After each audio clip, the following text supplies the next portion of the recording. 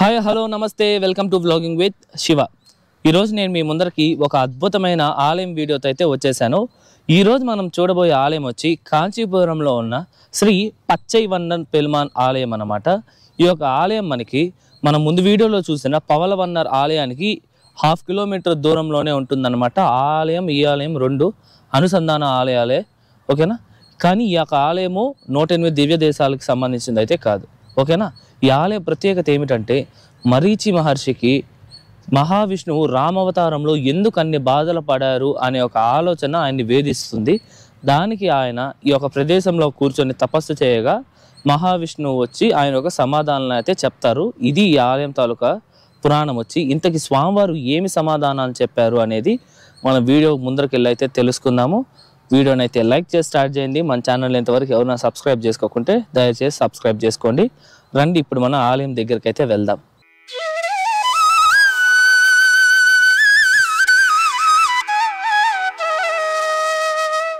ఇప్పుడు మనం ఆలయం లోపలికి వెళ్ళేక ముందు ఈ ఆలయం తాలూకా టైమింగ్స్ తెలుసుకుందాం. ఈ ఆలయము ప్రతిరోజు ఉదయం 7:30 నుండి 11:30 వరకు, తిరిగి సాయంత్రం 4:30 నుండి రాత్రి 7:30 వరకు అయితే మనకు అందుబాటులో ఉంటుంది. ఓకే, రండి ఇప్పుడు మన ఆలయం లోపలికి అయితే వెళ్దాం. ఇప్పుడు మనం ఈ ఆలయం తాలూకా పూర్తి స్థల పురాణం అయితే తెలుసుకుందాము. పూర్వం మహావిష్ణువు భక్తుడైన మరీచి మహర్షికి ఎన్నో ప్రశ్నలు అయితే ఆయన మనసులో బెందులుతూ ఉంటాయి అన్నమాట. దాని యొక్క సమాధానాలు డైరెక్ట్గా మహావిష్ణువుని అడగాలనుకుంటారు ఆయన. అందులో మహావిష్ణువు మానవ రూపమైన శ్రీరాముడు అవతారం ఎందుకు ఎత్తారు అని, అలాగే ఎత్తిన కూడా సాక్షాత్తు లక్ష్మీదేవి రూపమైన సీతాదేవిని రావణుడు అపహరించేటప్పుడు స్వామివారు ఎందుకు అక్కడ లేరు అని, అంతేకాకుండా రావణుడిని ఎందుకు అంత ఆలస్యంగా సంహరించారని, అంతేకాదు స్వామివారు వానరుల యొక్క సహాయం అలాగే హనుమంతుల వారి యొక్క సహాయం ఎందుకు తీసుకోవాల్సి వచ్చింది, స్వామివారు ఒక్కడే రావణుడిని సంహరించేసి ఉండొచ్చు కదా అని, ఇలాంటి ఎన్నో ప్రశ్నలు ఆ ఒక మరీచి మహర్షి యొక్క మదిలో అయితే ఊగిసలాడుతూ ఉండేది. దాంతో ఈ యొక్క సమాధానం సాక్షాత్ మహావిష్ణువే ఈయనకి చెప్పాలని చెప్పి ఈయన ఈ యొక్క ప్రదేశంలో కూర్చొని స్వామివారికి ఎంతో కఠోరమైన తపస్సును అయితే చేస్తారు. ఆయన యొక్క తపస్సుకు మెచ్చిన మహావిష్ణువు అప్పుడు స్వామివారు ఈ యొక్క ప్రదేశంలో ప్రత్యక్షమయ్యి ఆ ఒక మహర్షికి ఏమి కోరిక కావాలో కోరుకోమనగా ఆ ఒక మహర్షి వచ్చేసి నా ప్రశ్నలకు మీరు సమాధానం చెప్పాలి అని అయితే అడుగుతారు. దానికి స్వామివారు ఏమిటి మీ ప్రశ్నలు అని అడగగా అప్పుడు ఆ ఒక మహర్షి చెప్తారు, మీరు ఎందుకనేసి హనుమంతుల వారి యొక్క సహాయం తీసుకున్నారు అని అడగగా దీనికి స్వామివారు అయితే సమాధానం ఇలా ఇస్తారు. ఏమనంటే హనుమంతుల వారు సాక్షాత్తు పరమేశ్వరుడి యొక్క అంశతో పుట్టినవారు. నేను అలాగే పరమేశ్వరుడు ఇద్దరు వేరు కాదు, మేమిద్దరం ఒకరే. మా ఇద్దరు మధ్య ఉన్న ప్రేమానురాగాలని జనాలకు వ్యక్తపరచడం కోసం నేను హనుమంతుల యొక్క సహాయం కూడా తీసుకున్నాను అని చెప్పగా, అలాగే మీరు మానవ రూపమైన రామావతారం ఎందుకు ఎత్తారో అని అడిగితే దానికి స్వామివారు చెప్పే సమాధానం ఏమిటంటే తల్లిదండ్రుల్ని ఎలా గౌరవించాలి, కుటుంబ ధర్మం అంటే ఏమిటి, అలాగే సోదరుల మధ్య ఐక్యత ఎలా ఉండాలి అనే పలు విషయాలతో పాటు ఒక భర్త జీవితంలో భార్య యొక్క పోషణ ఎంత ఉంటుంది అని ప్రజలకు వివరించడం కోసం, అలాగే ధర్మస్థాపన చేయడం కోసం ఈ యొక్క రూపాన్ని ఎత్తాను అని అయితే ఆ ఒక మహర్షికి వివరించగా అప్పుడు ఆ ఒక మరీచి మహర్షి స్వామివారి యొక్క సమాధానానికి ఎంతో సంతృప్తి కలిగి స్వామివారిని అయితే నమస్కరించుకున్నారు. స్వామివారు ఆ ఒక మహర్షికి పచ్చ రంగులో కనిపించారనమాట. నేను మీకు లాస్ట్ వీడియోలోనే చెప్పాను, మీకు పవలవన్నర్ టెంపుల్ వీడియోలో స్వామివారు 4 యుగాలలో 4 వివిధ రంగుల్లో కనిపిస్తారనేసి. అదే విధంగానే స్వామివారి యొక్క మహర్షికి పచ్చ రంగులో అయితే కనిపిస్తారనమాట. అందుకే స్వామివారిని పచ్చై వన్నర్ అని అయితే పిలుస్తారు. ఈ యొక్క ఆలయంలో స్వామివారు కూడా మనకి నిలబడుకొని అయితే దర్శనమిస్తారండి. స్వామివారితో పాటు పక్కనే మరీచి మహర్షి యొక్క విగ్రహం కూడా ఉంటుంది. గర్భాలయంలో స్వామివారు మరీచి మహర్షి తప్ప ఇంకే ఒక్క విగ్రహాలు ఉండవన్నమాట. ఇక్కడ స్వామివారు మనకైతే ఆకుపచ్చ రంగులు అయితే కనిపిస్తారు. డార్క్ కాదండి, చాలా లైటిష్ కలర్లో మనం దగ్గరగా వెళ్ళి చూసామనుకోండి మనకి ఈజీగా ఒక ఆకుపచ్చ రంగుని అయితే మనం కనుగొనొచ్చు. అంత అద్భుతంగా ఉంటుంది స్వామివారి యొక్క విగ్రహము. ఇక్కడ స్వామివారిని రాముడిగా కూడా పూజిస్తారన్నమాట. అలాగే ఈ ఆలయంలో అమ్మవారికి అనేసి సపరేట్గా ఒక మందిరం అయితే ఉందండి. ఇక్కడ అమ్మవారిని శ్రీ మరగదవల్లి తాయారుగా అయితే పూజిస్తారు. అలాగే లక్ష్మీదేవిగా కూడా పూజిస్తారనమాట. సాధారణంగా ఎక్కడైనా ఆలయంలో మనకి శ్రీచక్రం మామూలుగా ఆలయం ముందు భాగంలోనో లేకపోతే ఆలయం పరిసరాల్లోనో ప్రతిష్ఠిస్తారు.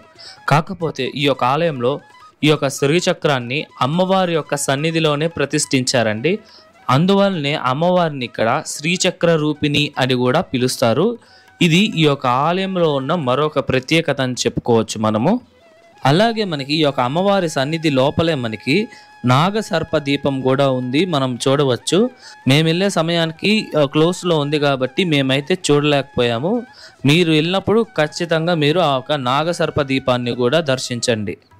ఈ యొక్క ఆలయం తాలూకా నిర్మాణం విషయానికి వస్తే ఈ యొక్క ఆలయాన్ని ఏ రాజు నిర్మించారు లేదా ఏ శతాబ్దంలో నిర్మించారనే పక్కా ఆధారాలు అయితే ఎక్కడా లేదండి. మనకి ఈ యొక్క ఆలయంలో కూడా ఎటువంటి శాసనాలు అయితే మనకి కనిపించదు. కాకపోతే ఈ యొక్క ఆలయాన్ని 15 నుండి 16వ శతాబ్దంలో నిర్మించి ఉండొచ్చేమో అని అయితే అంచనా వేస్తున్నారనమాట. ఈ యొక్క ఆలయాన్ని మీరు చూసినట్టయితే చాలా చాలా అద్భుతంగా ఉంటుందండి. ఈ యొక్క ఆలయం మనకి 1 ఎకరా విస్తీర్ణతలోనైతే ఉంటుంది. ఆలయం లోపలికి ఎంటర్ అవ్వగానే ఇక్కడ పెద్ద ధ్వజస్తంభం అయితే కనిపిస్తుంది. నేను ఎప్పుడూ చూడని విధంగా ఈ యొక్క ఆలయంలో ధ్వజస్తంభం అయితే మనకి చెక్కతో అయితే నిర్మించి అయితే ఉంటారండి. మీరు చూడొచ్చు, ఇదంతా చెక్కతో ధ్వజస్తంభం అయితే ఉన్న ఒకే ఒక ఆలయం ఇదే అని కూడా చెప్పచ్చేమో. మీకు తెలిసింది ఏదన్నా ఉంటే కామెంట్స్లో చెప్పండి.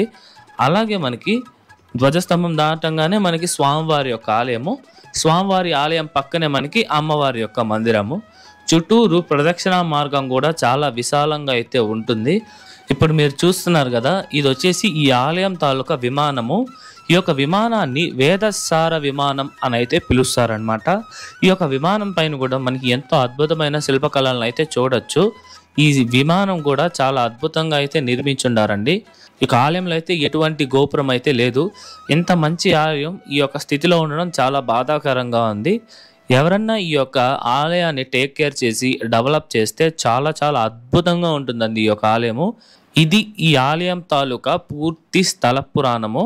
ఐ హోప్ మీకు అర్థమైందని అనుకుంటున్నా. ఇదండి ఇవాళ వీడియో ఎలా ఉంది, నచ్చిందా? ఐ హోప్ ఈ ఆలయం తాలూకా స్థల పురాణము నిర్మాణం అంతా మీకు అర్థమైందని అనుకుంటున్నా. మీకు ఎటువంటి డౌట్స్ ఉన్నాయితే కమెంట్లో చెప్పండి నాకు. ఇంత చరిత్ర ఉన్న ఈ యొక్క ఆలయంలో భక్తుల యొక్క రద్దీ అయితే చాలా తక్కువగా ఉంటుందండి. ఈ యొక్క ఆలయం మెయిన్ రోడ్లో ఉన్నప్పటికీ ఈ ఆలయం ఉంది అనే విషయం కూడా చాలా మందికి తెలియదు.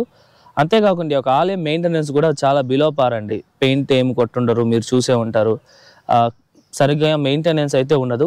ఈ యొక్క ఆలయాన్ని చూసి ఎవరన్నా వాళ్ళ యొక్క ఆధ్వర్యంలోకి తీసుకొని డెవలప్ చేస్తే చాలా చాలా బాగుంటుంది.